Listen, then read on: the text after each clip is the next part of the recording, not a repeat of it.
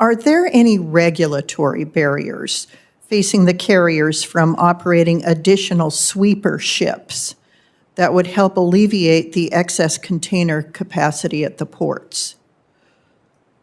Senator, today the answer is no, and that's one of the things that our members are doing to try to clear out some of the empties that have piled up that are getting in the way of everybody being able to move their cargo.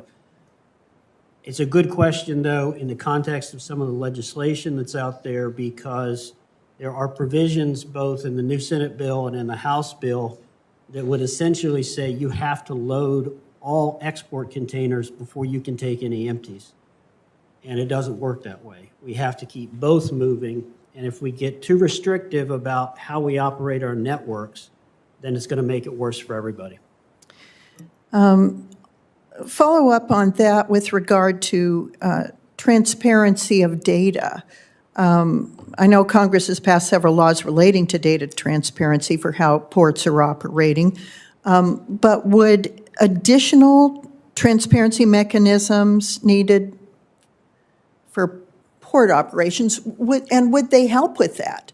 Could they help the communication between empties and offloading and all of what seems to be jamming up some of the ports right now? There's no question that better communication can only improve the fluidity in the system. And that's something that really every private sector actor within the supply chain is working on today.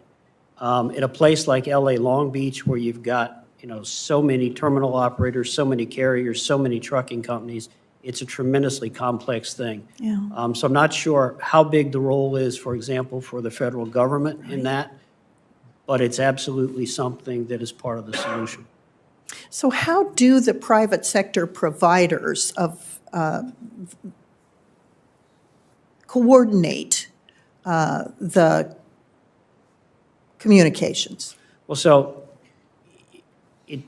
there's probably a different answer for every port, every terminal operator, every carrier, but in broad scope, I mean, the ocean carriers communicate with the terminals that they're going to call while the ship is still at sea. Say, this is when we want to come in, this is what we have on board, and they begin communicating with the inland transportation providers, the railroads, et cetera.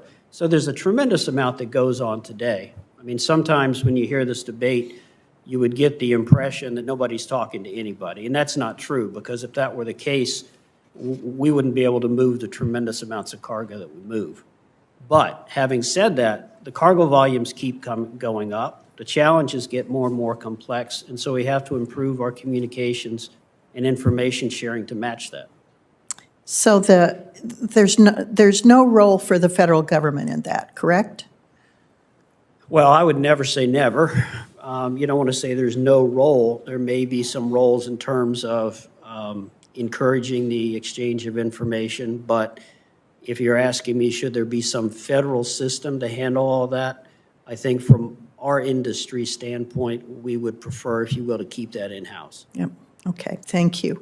With regard to the lack of available storage space for containers coming off the ocean carriers, earlier this fall, I wrote a letter to President Biden outlining several actions his administration could take to help alleviate some of the supply chain issues we're currently seeing.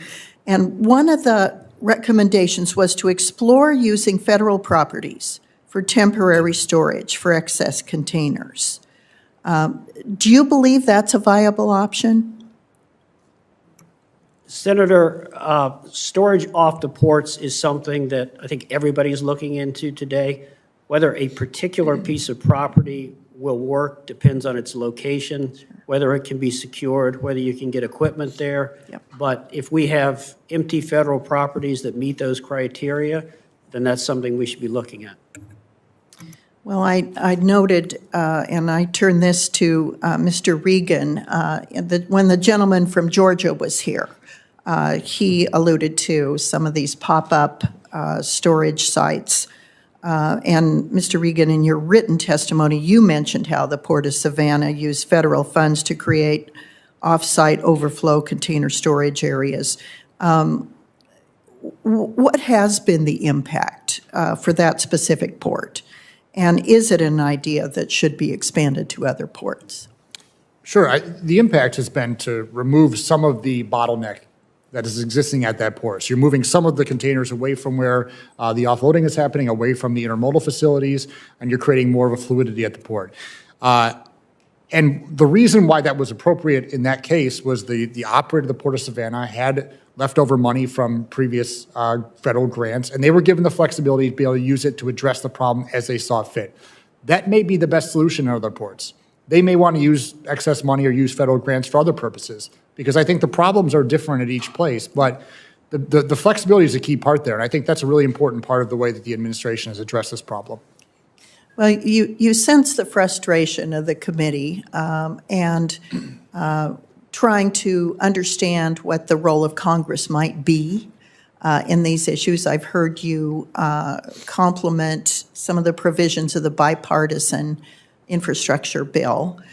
So I'm hopeful that that can begin to address some of the issues we're discussing today. And I encourage you, when you have other thoughts about how we can help alleviate this problem, we would be grateful for your thoughts. And thank you, Mr. Chairman. I yield back.